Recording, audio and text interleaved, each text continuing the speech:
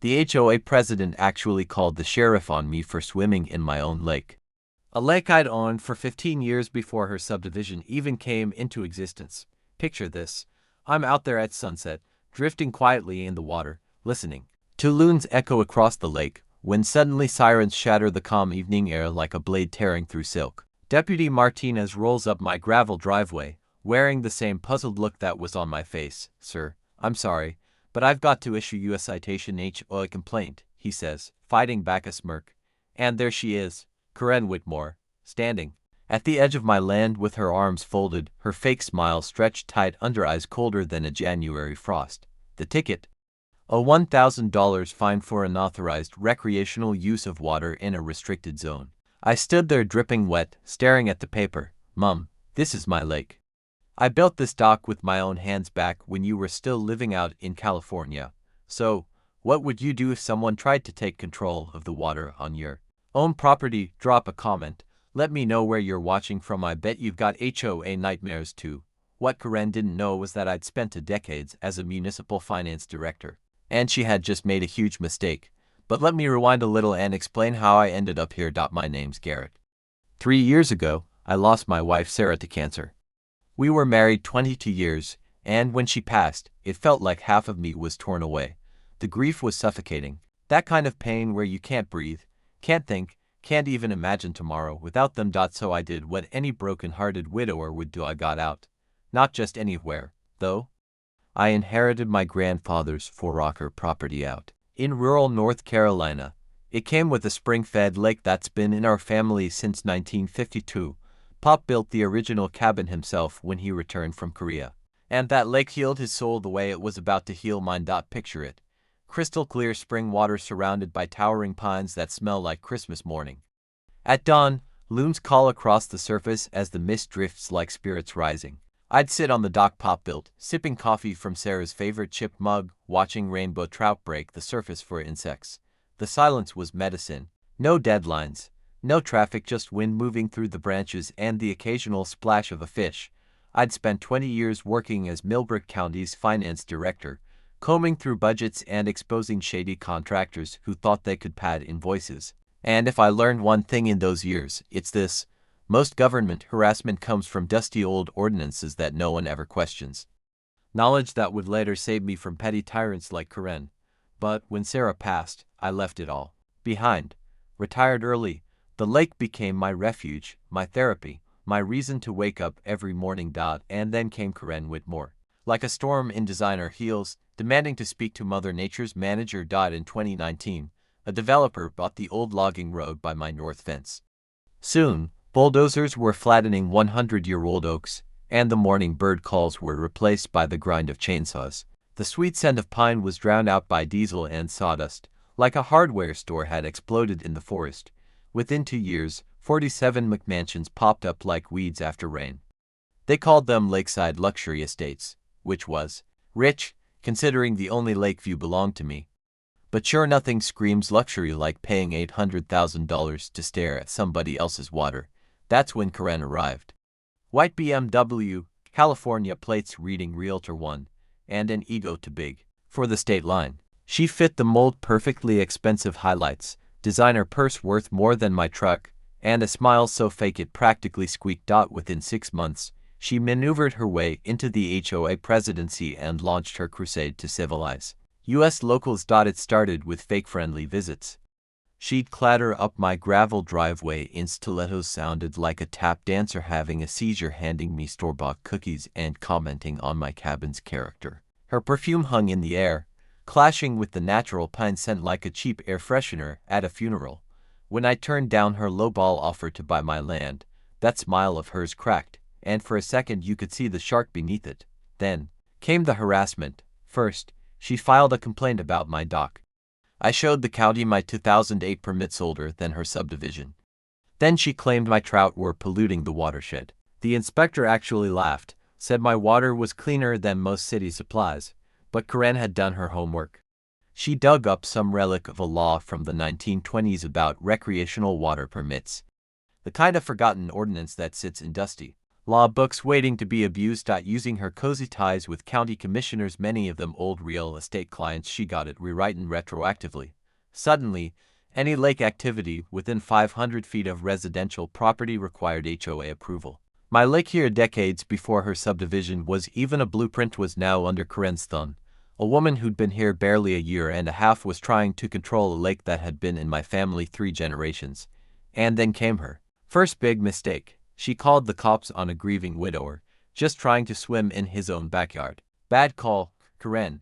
Real bad. 2 weeks after that ridiculous citation, she showed up again with backup. I was on the porch, enjoying my morning coffee, when I heard multiple cars crunching up my driveway. The pine-scented air was now tainted with something else: cheap cologne and polyester sweat. Bureaucratic desperation. Karen stepped out of her BMW, smirk firmly in place, followed by a man in a wrinkled county inspector uniform. His name tag said Randy Morrison. He gripped a clipboard like it was Excalibur, like he'd been chosen to rule over paperwork and harassment. "Mr. Henderson," Karen said, her voice coated in fake sweetness, "we've received an anonymous complaint about your commercial fishing operation." I nearly spit out my coffee. "Commercial fishing? Lady, I stocked this lake for myself." Randy puffed up, slapping the clipboard against his leg, a nervous twitch. "Sir, I'll need to see your business license for this aquaculture facility. Otherwise, I'll have to issue $500 daily fines until you're compliant." Now, I'd seen plenty of crooked inspectors in my career, and Randy had that same greasy look as a used car dealer trying to sell you a car with no engine. So I played it cool. Pulled out my deed and fishing permits, all personal use. I stock about 50 trout twice a year, for me. That's it. He barely glanced at the papers. "Anonymous complaint says it's commercial. Until you prove otherwise, this lake is shut down." That night, while Karen probably toasted her victory with overpriced wine, I opened my old laptop. 20 years in municipal finance taught me one thing: every bureaucrat leaves a paper trail, and Randy Morrison, his was about to get dug up and put under a spotlight. First thing I found, his inspector credentials had expired 2 years ago. The man threatening me with fines wasn't even legally certified to inspect a lemonade stand, let alone my lake. I once recalled a case from my time working for the county, where a phony inspector had pulled a very similar stunt. The trick back then was making sure everything got documented before he realized he'd been exposed. I grabbed screenshots of his expired license, filed a formal complaint with the state licensing board, and started digging deeper. A sweep through public records showed that Randy had been running inspections across 3 counties while using those expired credentials. This wasn't simple negligence, it was deliberate fraud. When the licensing board finally confronted Randy about his unauthorized inspections, he apparently came apart completely. News spreads fast in small counties, and word around the courthouse was that he'd called Karen in a panic, pleading with her to get him out of the mess. Karen, ever the tactician, decided the best defense was a direct attack. 3 days later, a very official-looking envelope landed in my mailbox. The Lakeside Luxury Estates HOA had suddenly invented a liability insurance surcharge of $500 a month for hazardous water activities. They backdated it all the way to January. Since it was now July, they claimed I owed $3,000. I almost had to respect the boldness of it. Karen was effectively trying to charge me rent to swim in my own lake, a lake my grandfather had dug back in 1952 with a borrowed bulldozer. While Randy was staring down a $10,000 fine and possible criminal charges for impersonating an inspector, I started brushing up on property law.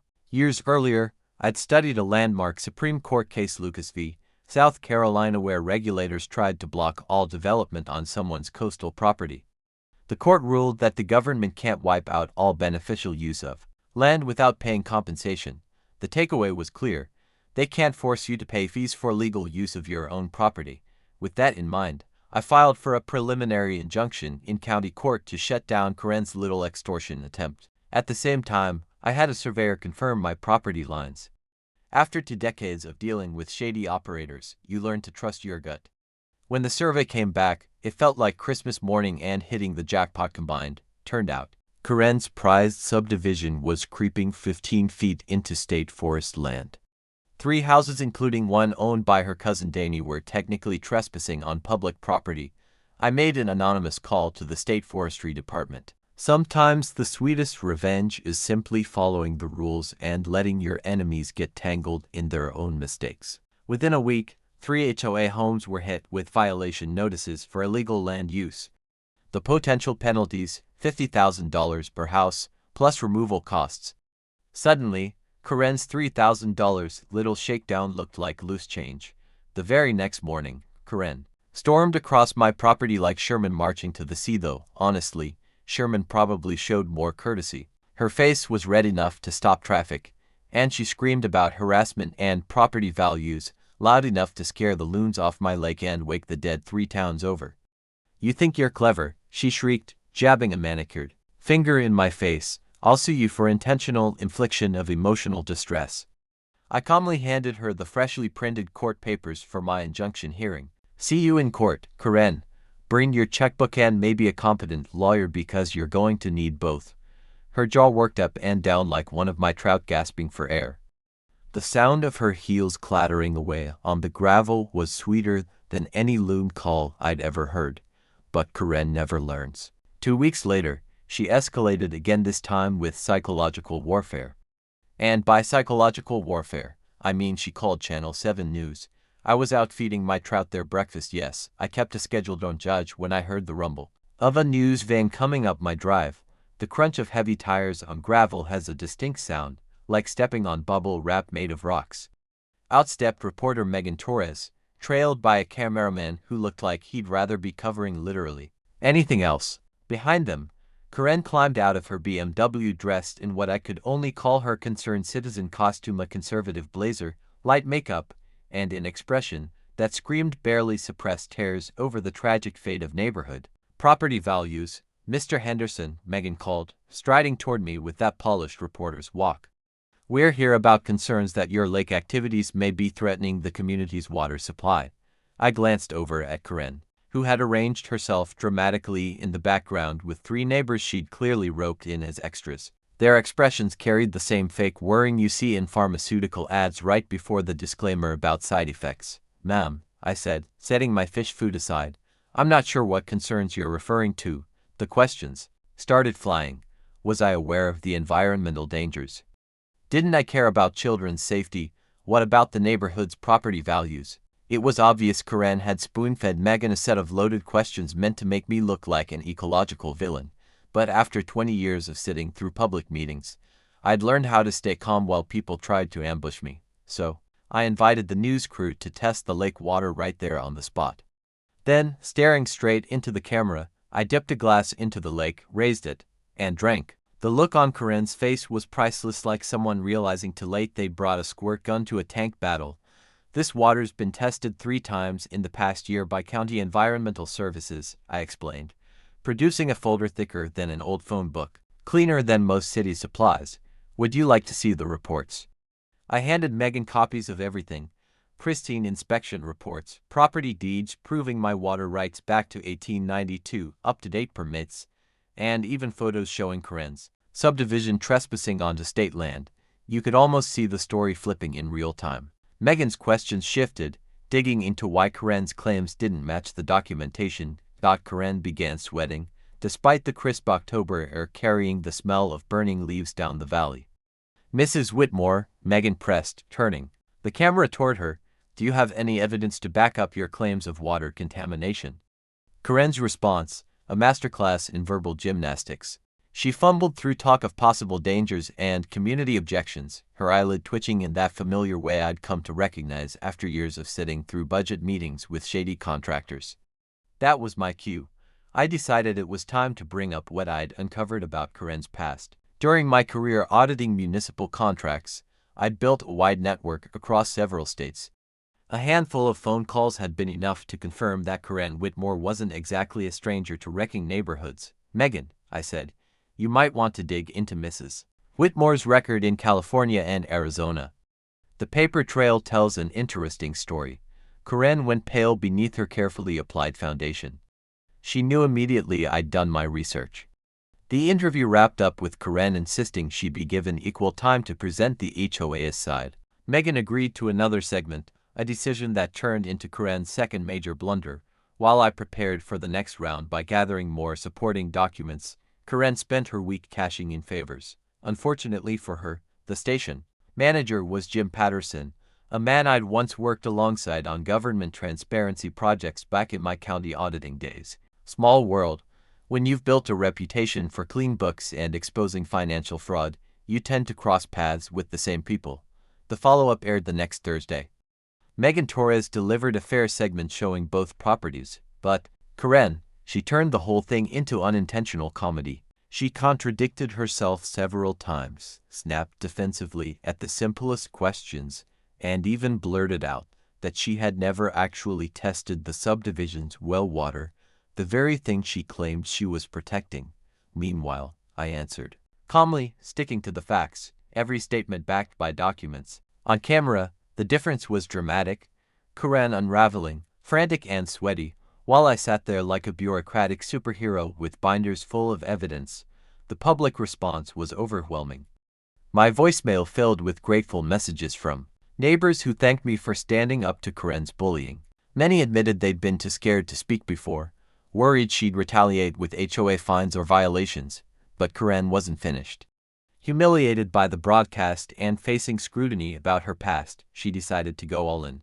That Monday, the county health department showed up at my door. Karen had filed a complaint accusing me of leaking sewage into the lake, claiming my septic system was contaminating the watershed and endangering public health. She demanded all lake activities stop immediately pending an investigation. The inspector, Marcus, arrived with proper ID and the kind of competence you rarely see. I welcomed him in, even offered him coffee while he worked. When he saw my setup, a modern composting toilet system that produced zero runoff, his reaction wasn't what Karen had hoped for. "This is actually a model eco-friendly installation," Marcus said, snapping photos. "Mind if I get your contractor's information? I know some folks who'd love one of these." Karen's complaint was officially dismissed as frivolous and malicious, language that would come in handy later. It felt like a solid win, but I knew she was far from finished. She was escalating faster than a rocket, and her next move would likely be even more reckless. If she'd had any sense, she would have backed down after the septic embarrassment. Instead, she doubled down like a desperate gambler clinging to a bad hand. That Friday, I was out back splitting firewood, the steady rhythm of the axe helping me think through Karen's nonsense, when I heard the rumble of a delivery truck on my gravel drive. The postal worker handed me a thick certified letter, looking apologetic. The return address made me laugh. Rutherford and Associates, Charlotte's priciest law firm. Karen had hired lawyers who billed $600 an hour to draft dramatic cease and desist letters over things like parking disputes. This one accused me of violating noise ordinances with nuisance water activities. Apparently, my swimming made too much splashing, disturbing the peace of neighboring properties. They demanded $5,000 in mediation fees to avoid a lawsuit. I had to admire the absurdity. Karen was literally trying to fine me for making splashes in my own lake. She'd turned petty tyranny into performance art, but that letter was only the opening act. That weekend, she escalated further with what looked like a surveillance operation. HOA members crept past my property at crawling speeds, snapping photos and recording video of everything I did. Passive-aggressive notes appeared on my truck windshield, lecturing me about being a good neighbor.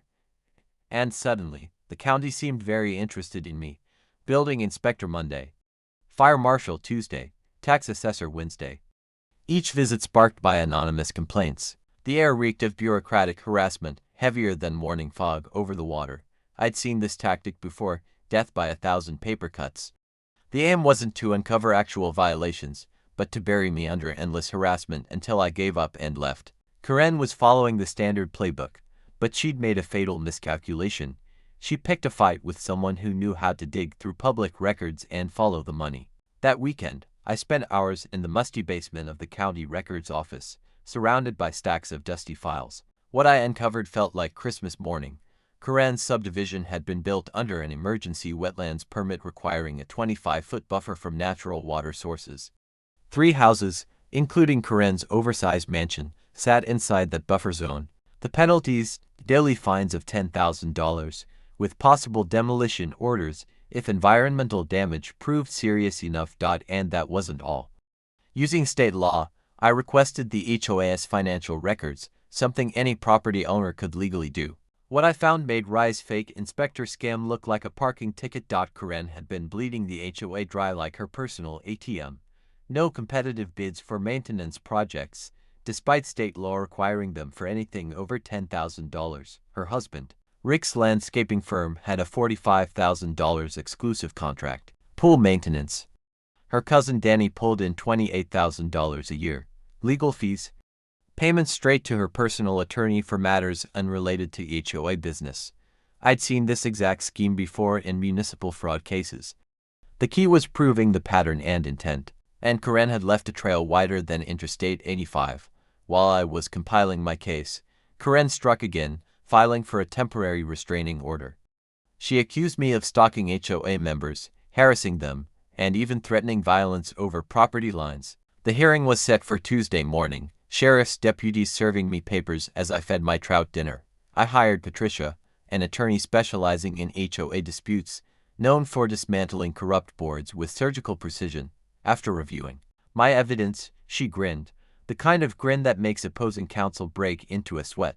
"Garrett," she said, spreading the paperwork across her desk, "Karen's about to learn why you don't bring a knife to a gunfight." The courtroom showdown was pure theater. Karen marched in with 3 HOA members dressed like concerned citizens for Sunday service. I walked in carrying a binder so heavy it could have doubled as an anchor.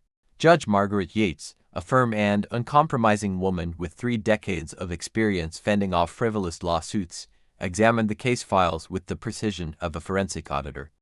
Karen's witnesses quickly unraveled under the simplest cross-examination, contradicting each other, while my security footage made it obvious who was actually responsible for the harassment. When Karen's lawyer attempted to introduce supposed evidence of me making threats, Patricia countered with audio recordings of every encounter. On those tapes, Karen's voice grew more unstable with each interaction, while mine stayed steady, calm, professional, and controlled. Judge Yates dismissed Karen's restraining order outright and instead granted me a temporary protective order against her, instructing the HOA to immediately halt its surveillance and trespassing. She went further, awarding me $2,500 in attorney's fees and warning Karen she could face perjury charges for lying under oath. Karen exploded in the courthouse parking lot, screaming about corruption and accusing me of destroying the neighborhood loud enough to rattle windows 3 counties away. Her tantrum caught the attention of a local reporter, who ran a front-page story under the headline, "HOA President's Courtroom Meltdown." That same evening, several neighbors quietly pulled me aside. They confessed Karen had been targeting them, too, shutting down pool gatherings over noise complaints, condemning garden decor as architecturally unacceptable, and issuing fines for guest parking beyond 4 hours. Some had even begun talking about launching a recall petition to oust her from the board.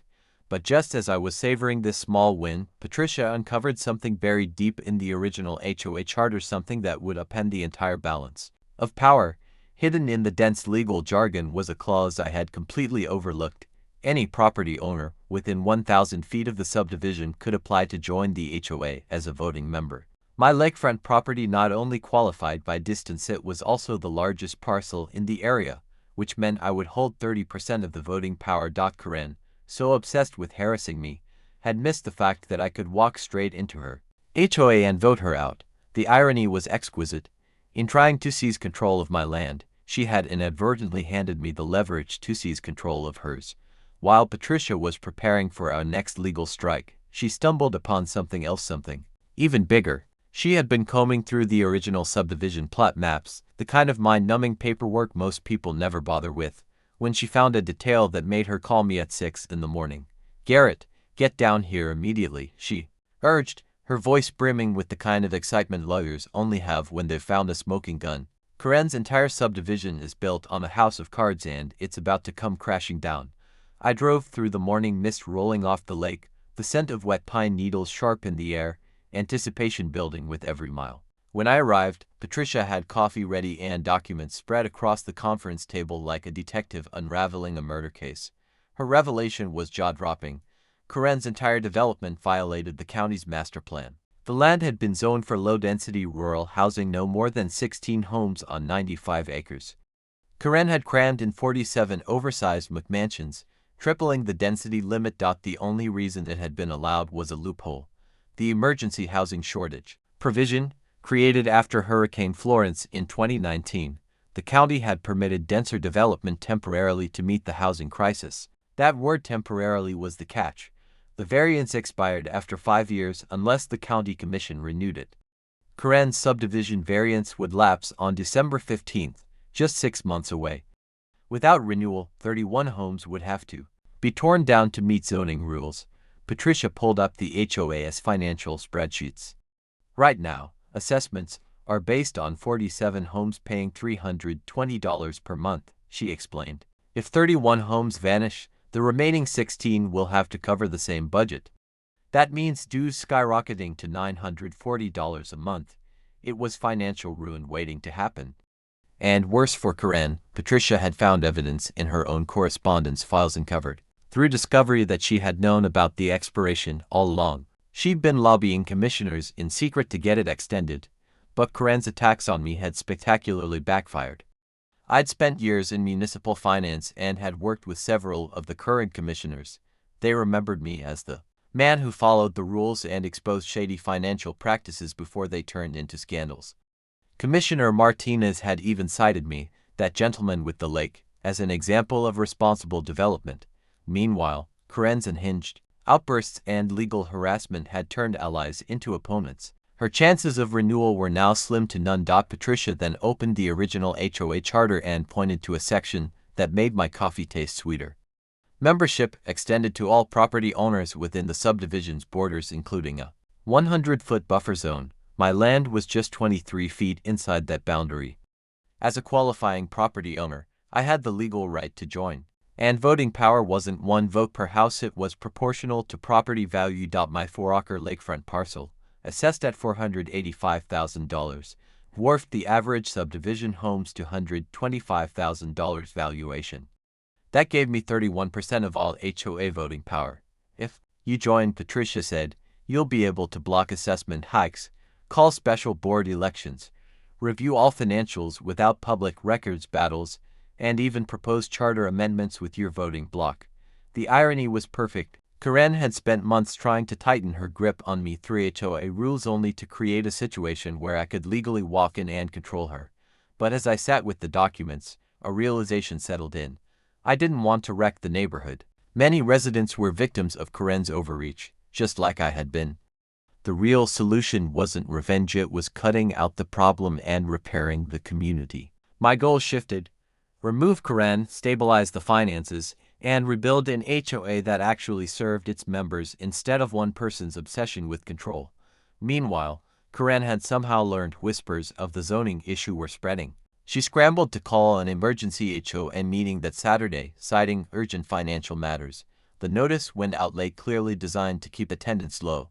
That gave me 72 hours to file my HOA membership application and rally support from frustrated residents. Saturday morning would decide who held the reins of the community's future. Patricia worked through the weekend drafting the legal filings while I met with neighbors who had approached me after the courthouse showdown. The battle was on. The winner would not only take control of the HOA but determine the financial survival of 47 families. Justice was within reach, but it would demand flawless execution and the courage of neighbors who were done living under Karen's petty tyranny.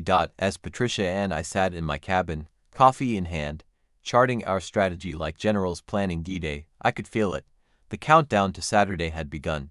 First, we brought in Janet Morrison, a retired teacher from Maple Court who had been keeping track of Karen's excesses for 2 years.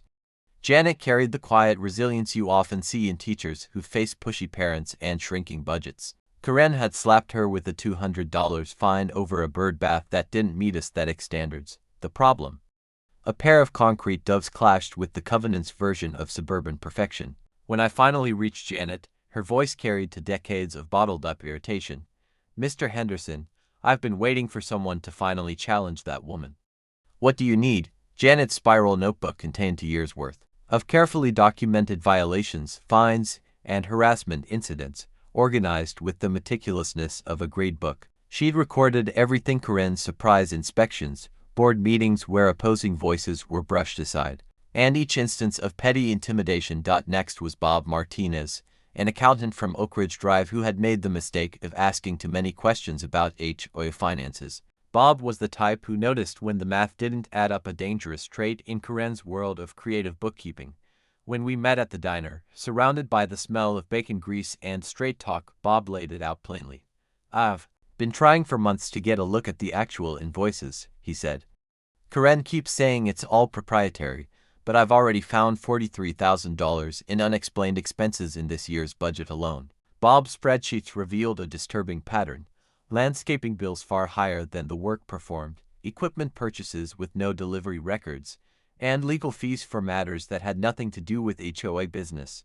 Our third ally was Lisa Park, a civil engineer who had designed the subdivision's drainage system before Karen took it upon herself to change the plans without permits. Lisa carried that grounded practicality of someone who builds things meant to last. "Karen altered my drainage specifications to cut costs," she told us during a strategy session at my cabin. "Now the runoff empties straight into your lake. If the state environmental agency gets involved, they could shut down the whole subdivision." Lisa brought credibility and technical expertise, just what we needed to counter Karen's emotional theatrics. By Friday evening, we gathered at my kitchen table for our final planning session. Patricia had assembled 3 evidence binders, each arranged for maximum impact. The approach would be precise: expose Karen's financial misconduct, reveal the zoning disaster, and position my membership application as the solution to both problems. Bob would break down the finances using simple charts every homeowner could understand. $45,000 to Rick's landscaping company for work worth $18,000. $28,000 for pool maintenance that was supposed to be daily but was only weekly. Legal fees that included payments to Karen's divorce lawyer charged to the community. Janet would present statements from residents who'd been harassed, showing the human cost of Karen's obsession with control. Lisa would explain the environmental violations and structural risks Karen had concealed. From my years in municipal office, I knew people connected more with stories than statistics. We needed the residents to see Karen herself as the root problem, not just poor leadership. Every fine, every intimidation, every violation formed a pattern, a strategy to centralize power and siphon money from the community. Patricia then reviewed the legal framework. Under North Carolina HOA law, any member presenting evidence of financial mismanagement could call for an emergency board election. My membership application gave me the standing to make the motion, and my 31% voting share ensured Karen's supporters couldn't block it. We also had contingency plans. If Karen tried to end the meeting early, Patricia would cite bylaws requiring member concerns to be heard. If she claimed I couldn't speak, my application gave me immediate standing. If she involved the police, all our documents were legally obtained, and we'd be on public property. Saturday dawned with crisp October air that made everything feel possible. We met at my cabin at 7 a.m., 3 hours before the meeting. The smell of bacon and coffee mingled with nervous energy as we finalized preparations. Janet was tense but resolute. Somebody has to stop her before she ruins this community for good. Bob was energized. The numbers don't lie, and Karen's numbers have been lying for 3 years. Lisa had maps and technical drawings ready, impossible to ignore. When people see the money she's wasted cutting corners, they'll understand why their fees keep climbing. For the first time in months, I felt calm. After years of fending off Karen's attacks, we were finally moving forward with evidence, law, and strategy on our side. Patricia distributed copies of every document and reminded us of Karen's likely tactics: personal attacks, false accusations, emotional theatrics. The key was to stay grounded in facts, letting her own behavior condemn her. By 9:30, we loaded everything into Bob's van and drove to the community center. The sense of anticipation was almost sweet, fueled by the satisfaction of having done our homework. Karen's petty reign was about to end. The only question left was whether she'd go quietly or drag the entire neighborhood down in one last narcissistic blaze. In the days leading up to the showdown, Karen completely unraveled. Like a cornered animal armed with a law degree and social media, she launched a scorched earth campaign to destroy me before I could expose her. Friday night, Janet received threatening texts. Spreading lies about HOA business is defamation and grounds for a lawsuit. Karen wrote at 11:47 p.m. Desperation and insomnia made a toxic mix. Monday morning, she called Bob's accounting firm, accusing him of misusing company resources to harass volunteers. Her piece de resistance was a complaint to the State Engineering Board, accusing Lisa of misconduct for daring to challenge her unapproved drainage changes. 3 women who had only asked questions were now facing professional retaliation from a president who had lost her grip on reality. But Karen wasn't finished. She filed a police report claiming I had threatened violence during our property dispute, conveniently forgetting the entire exchange had been captured on my security cameras. The officer who took her report was Deputy Martinez, the same one who had once cited me for swimming. His notes pointed out Karen's erratic behavior and her inability to provide evidence. Then came Karen's crowning blunder. When I arrived early at the community center Saturday morning, a handwritten sign was taped to the door. Meeting relocated to 847 Maple Court due to security concerns. Karen's garage. She had moved an HOA meeting for nearly 50 households into her 2-car garage, a space that might hold 15 people if they squeezed in like sardines. The stench of motor oil and desperation filled the air. Patricia immediately objected, citing bylaws that required adequate space for all members. Karen's reply was that security threats made limited attendance necessary. When residents arrived to find themselves standing in her driveway, shivering in October weather and straining to hear the murmurs of discontent began. Nothing reveals small-minded tyranny faster than forcing your neighbors to stand outside in the cold because you're afraid of democracy. You don't even live here, Karen shrieked when I handed over my membership application. You have no right to tell us what to do. The expression on her face when Patricia calmly explained my legal right to join under the original charter was unforgettable, like someone realizing too late they'd stepped on a live landmine. Her loyal inner circle husband Rick and cousin Danny included suddenly grasped that my 31% voting share meant their cozy little power clique was finished. That's when Karen's full-blown meltdown began. She ranted about illegal interference in a private association, accused me of forging documents, bribing county officials, and spun wilder theories with every breath. Before long, her tirade expanded into a fever dream involving the county commissioners, the state forestry department, and yes, probably even the Illuminati.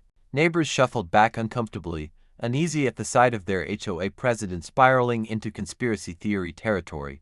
And once your HOA leader starts sounding like a guy preaching on a street corner, even die-hard supporters begin questioning where their loyalties lie. Patricia quickly cited HOA bylaw Article 12 emergency procedures, which required a vote to relocate when meeting space was inadequate. I'd seen this same tactic during my municipal work, city council members using technicalities to stifle public input. The fix was always the same: force a vote, let democracy decide. With 23 residents present, the motion to move to the community center passed 18 in favor, 5 opposed. Karen refused to recognize the outcome, insisting only board members could call meetings. Patricia pulled out state law showing members could override the board when constitutional rights were being infringed. That's when Karen dialed the police. Deputy Martinez arrived looking like a man who'd rather be handling traffic stops or chasing real criminals. When Karen demanded arrests for illegal assembly, he calmly explained this was a civil dispute and suggested everyone behave like adults. His advice, of course, went unheard. So we moved to the community center, public building where Karen's roadblocks held no power. 31 residents showed up, the largest HOA turnout in neighborhood history. The room buzzed with restless energy, like a powder keg waiting for a spark. Karen entered 20 minutes late, her attorney patched in by speakerphone, claiming the meeting was invalid because of the location change. But residents were growing tired of her procedural stunts. They hadn't come to watch their president unravel, they wanted answers about their community's finances.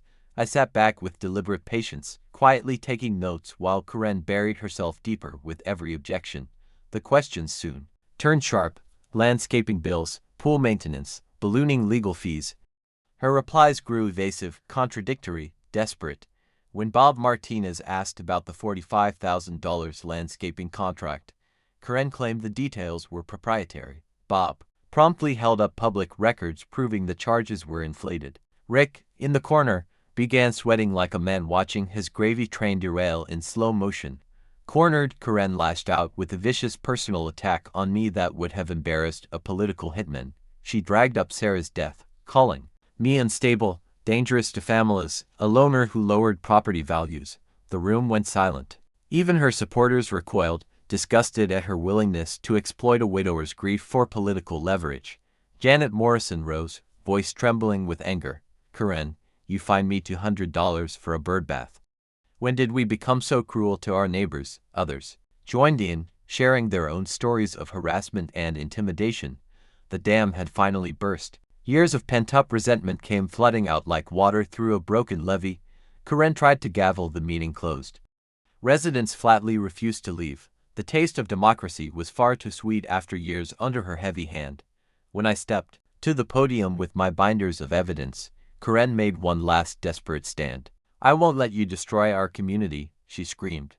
I'm not here to destroy it, I answered evenly. I'm here to save it.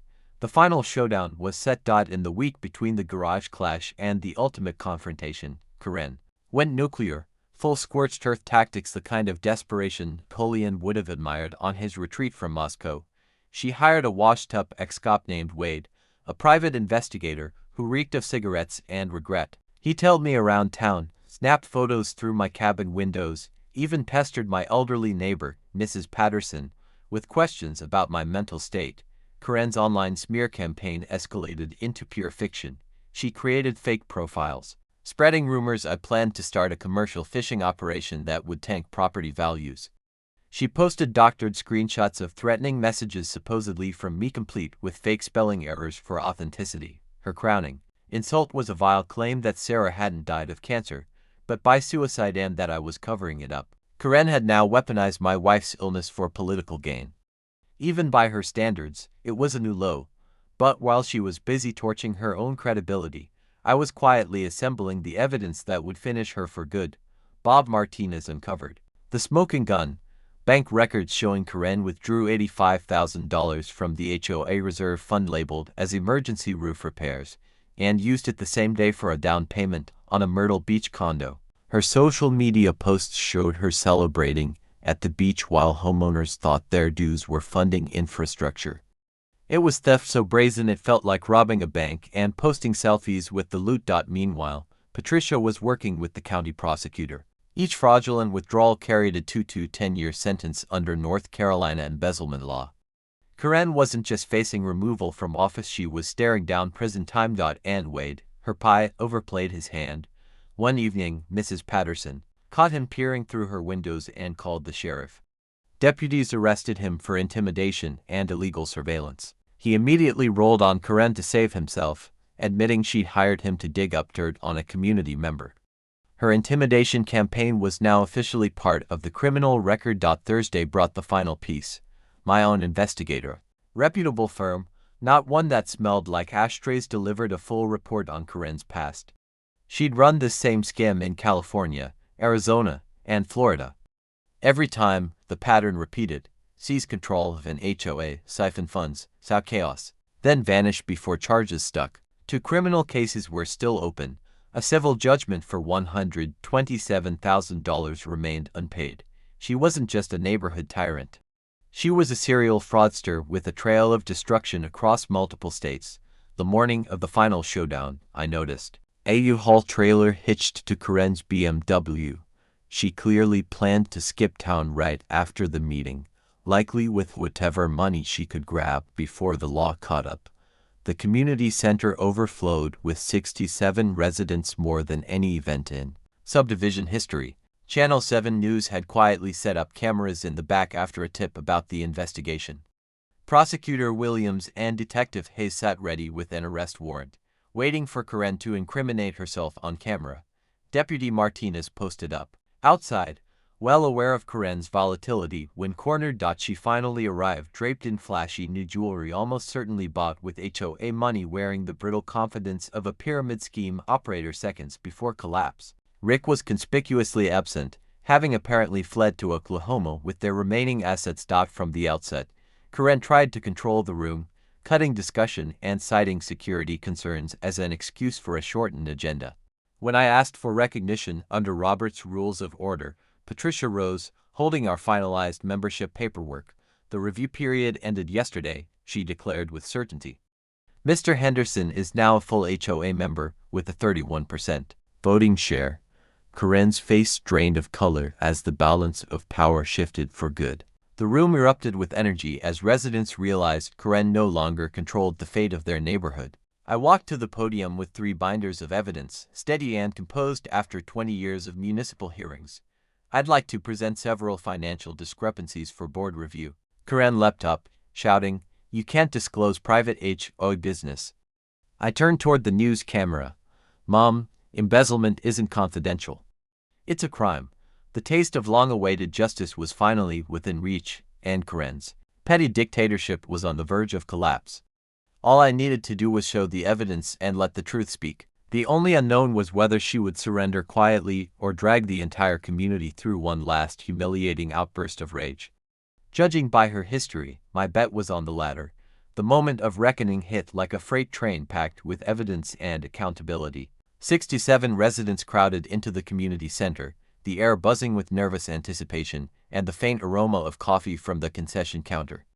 Channel 7's glaring lights made the gathering feel like the climax of a courtroom.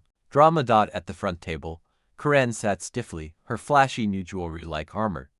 But her trembling hands betrayed her as she shuffled through forged legal papers. Through the window, a waiting U-Haul trailer signaled just how confident she truly was about tonight's outcome.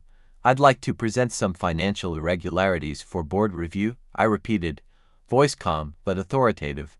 "You can't reveal confidential HOA matters." Karen screeched, her pitch high enough to unsettle nearby dogs.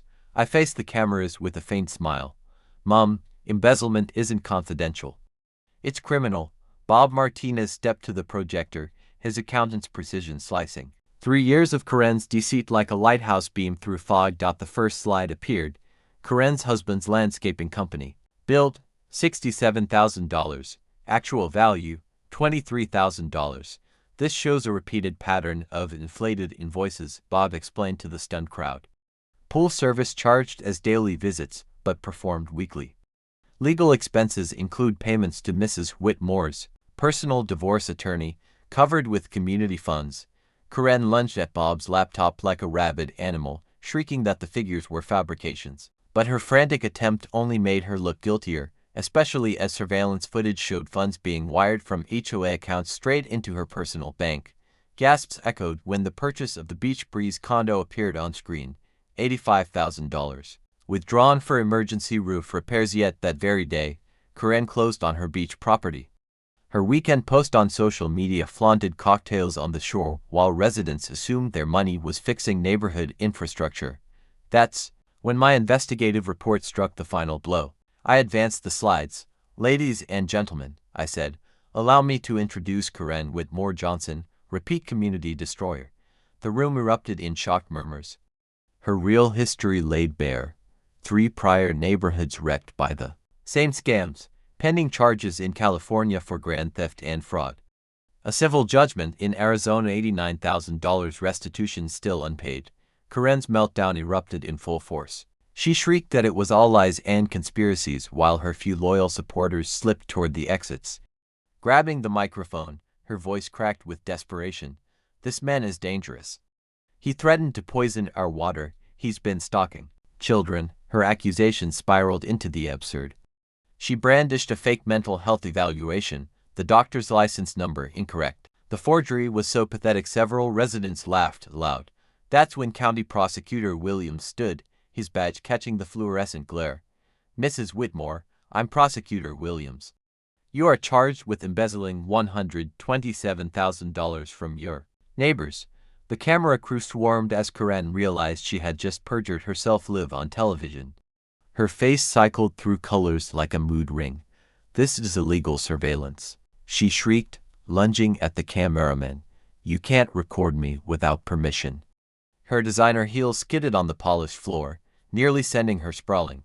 Detective Hayes stepped forward with handcuffs, calmly reading her Miranda rights. While Karen screamed about conspiracies and persecution, the charges were recited for the cameras: embezzlement, fraud, filing false reports, witness intimidation. Each count carried heavy prison time, and the evidence was ironclad.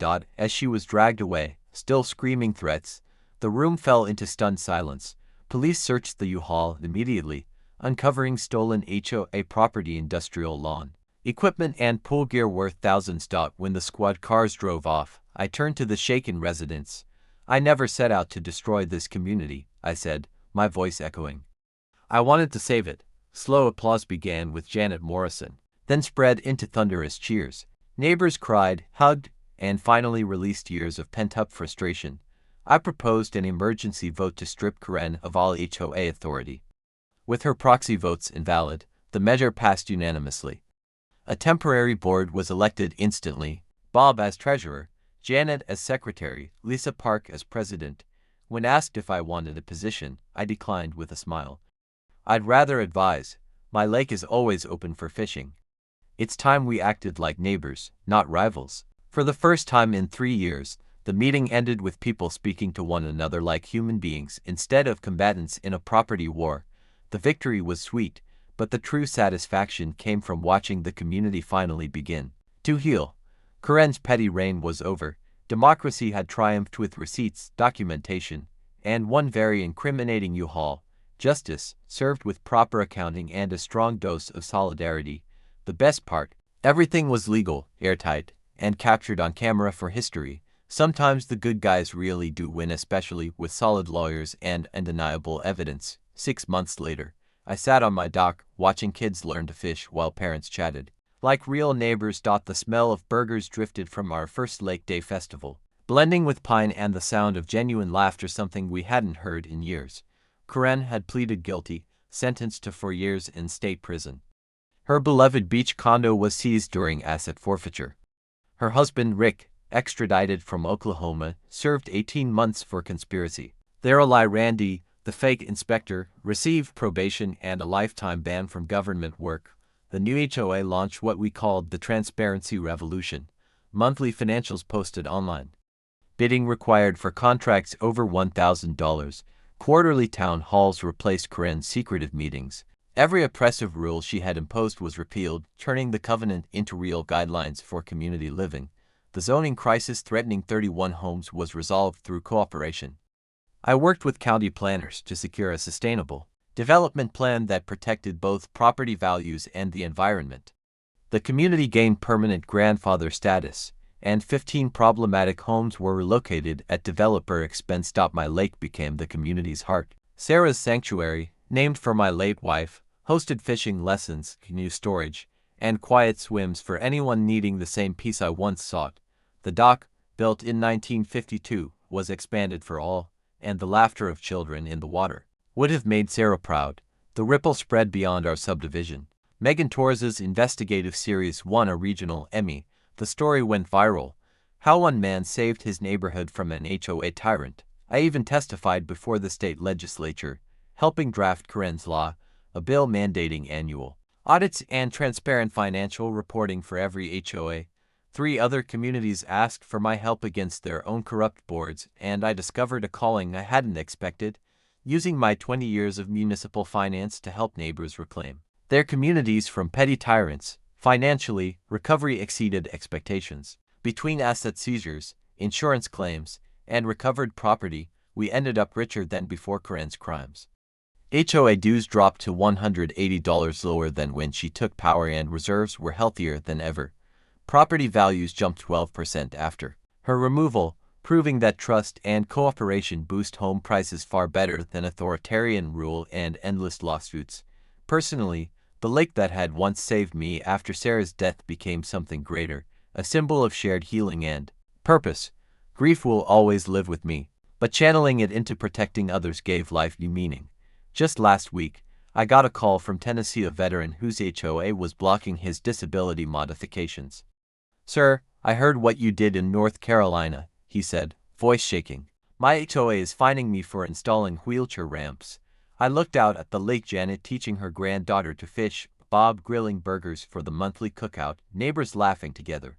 "Tell me everything," I replied, already opening my notebook. "Let's see what we can do. Because here's what I've learned. Petty tyrants only win when good people stay silent.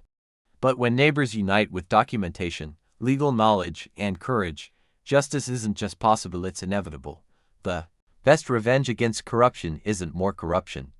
It's building something better together. Got your own HOA nightmare? Drop it in the comments. I read them all and believe me, Karen wasn't the worst story I've heard.